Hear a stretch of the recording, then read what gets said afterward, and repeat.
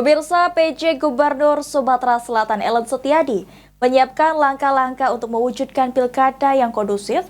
Ini salah satunya menempatkan ASN pada posisi netral, tidak menggunakan fasilitas negara dan edukasi ke masyarakat untuk tidak terpengaruh money politik. Buat roti di bakso pakai jamu.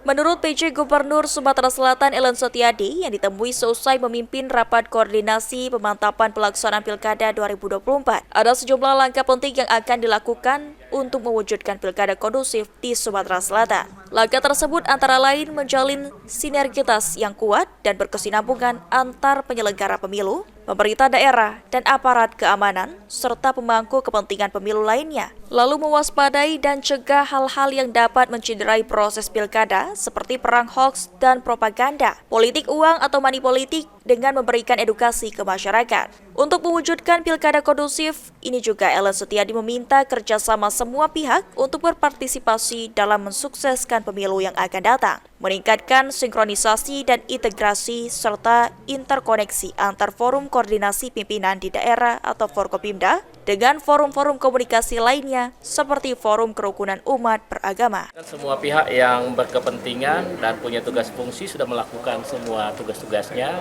KPU sudah, tinggal nanti menyesuaikan dengan putusan MK, dengan KPU Pusat, Bawaslu juga sudah melakukan penyiapan, pelaksanaan tugas. Untuk itu kita memberikan dukungan dari provinsi melalui hibah, kabupaten kota juga hibah. Operasional teknisnya nanti dilakukan oleh dukungan juga diberikan oleh Polda dan Kodam. Kemudian tadi juga sudah disampaikan BPKP mengingatkan untuk proses administrasinya supaya berjalan dengan baik sehingga nanti apabila pelaksanaan telah selesai, penggunaan anggaran selesai, tidak ada jadi soal untuk temuan. Aji Delia, PAL TV.